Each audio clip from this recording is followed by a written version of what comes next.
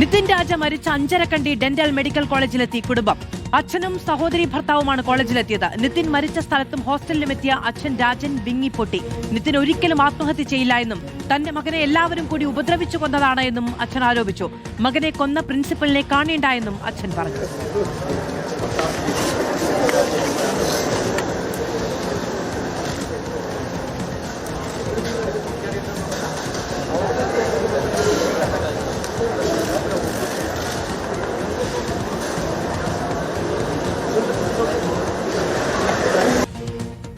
അവനെ കണ്ടാ കുത്തിക്കൊല്ലും. അവനെ എന്റെ മോനെ കൊന്നോനാ. അവനെ എല്ലാ എണ്ണത്തിന് അവനെ ആരെ കാണണം?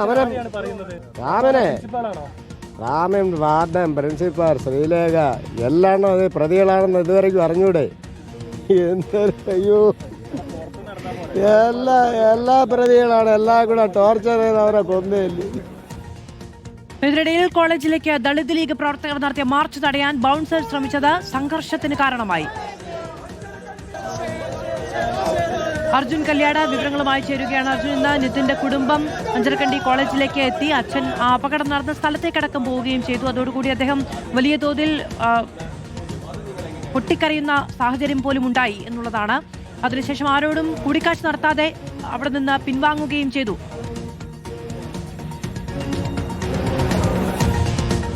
മാധവ്, തീർച്ചയായിട്ടും നിതിൻ രാജിൻ്റെ പിതാവ് പ്രിൻസിപ്പളുമായി കൂടിക്കാഴ്ചയ്ക്ക് തയ്യാറായിട്ടില്ല. പക്ഷേ നിതിൻ രാജിൻ്റെ സഹോദരി ഭർത്താവും പ്രിൻസിപ്പാളുമായി കൂടിക്കാഴ്ച നടത്തി. നിതിൻ രാജിൻ്റെ കുടുംബം ഇപ്പോഴും പറയുന്നത് ഈ ലോൺ ആപ്പുമായി ബന്ധപ്പെട്ടുകൊണ്ടുള്ള വിഷയത്തിലല്ല നിതിൻ രാജ് ആത്മഹത്യ ചെയ്തിരിക്കുന്നത്. കൃത്യമായ രീതിയിൽ അധിക്ഷേപവും ജാതി അധിക്ഷേപവും ഒക്കെ പ്രിൻസിപ്പളുടെ മുറിയിൽ നിന്ന് പോലും അവൻ നേരിട്ടിട്ടുണ്ട് എന്നുള്ളതാണ് കുടുംബം പറയുന്നത്.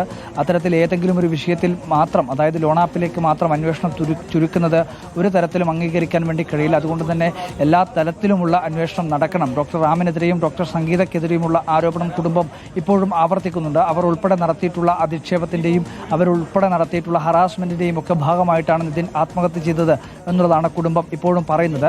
ഇന്നിപ്പോൾ ഈ ഡെന്റൽ കോളേജിന്റെ ക്യാമ്പസ് വളരെ വൈകാരികമായിട്ടുള്ള ചില സന്ദർഭങ്ങൾ കൂടി സാക്ഷ്യം വഹിച്ചിട്ടുണ്ട്. അതായത് നിതിൻ രാജ് അഞ്ചരക്കണ്ടി മെഡിക്കൽ കോളേജിന്റെ 3ാം നിലയിൽ നിന്നും ചാടി താഴേക്ക് വീണാണ് ഇത്തരത്തിൽ ആത്മഹത്യ ചെയ്തത്. ആ സ്ഥലത്തെ, അതായത് നിതിൻ രാജ് ഈ പറയുന്ന മരിച്ചു കിടന്നിരുന്ന അവസാനം ഈ പറയുന്ന താഴേക്ക് ചാടി അവിടെ വീണ് കിടക്കുന്നതാണ് ആളുകൾ ശ്രദ്ധയിൽപ്പെടുന്നത്.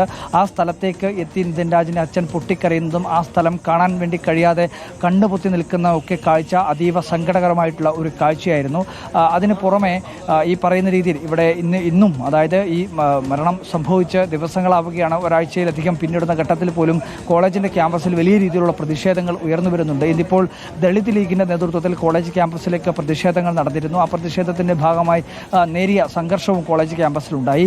ഇവിടെ കോളേജിൻ്റെ മാനേജ്മെൻറ്റ് ഒരു ബൗൺസേഴ്സിനെ, അതായത് ഈ പറയുന്ന ഇവിടത്തേക്ക് വരുന്ന മാർച്ചുകളും അത്തരത്തിൽ വിദ്യാർത്ഥികളുടെ ഒക്കെ പ്രതിഷേധങ്ങളും ഒക്കെ താൽക്കാലികമായി തടയുന്നതിന് വേണ്ടി അല്ലെങ്കിൽ അതിനെ പ്രതിരോധിക്കുന്നതിന് വേണ്ടി പ്രത്യേകമായി ബൗൺസേഴ്സിനെ, സാധാരണ സെക്യൂരിറ്റി ജീവനക്കാർക്ക് പുറമെ ബൗൺസേഴ്സിനെ കോളേജ് മാനേജ്മെൻറ്റ് നിയോഗിച്ചിരുന്നു. ആ പറയുന്ന ബൗൺസേഴ്സ് ഈ മാർച്ച് തടയാൻ വേണ്ടി ശ്രമിച്ചപ്പോഴാണ് ഒരു തർക്കമുണ്ടാവുകയും ആ തർക്കം പിന്നീട് ഒരു സംഘർഷത്തിലേക്ക് കാര്യങ്ങൾ എത്തുകയും ചെയ്തിട്ടുള്ളത്. എന്തായാലും ഈ പറയുന്ന രീതിയിൽ വലിയ രീതിയിൽ ഇപ്പോഴും ഒരു സംഘർഷ സമാനമായ അന്തരീക്ഷം കോളേജ് ക്യാമ്പസിന് മുന്നിൽ നിൽക്കുന്നു. നിതിൻ രാജിന്റെ കുടുംബം അഞ്ചരക്കണ്ടി കോളേജിലേക്ക് എത്തി.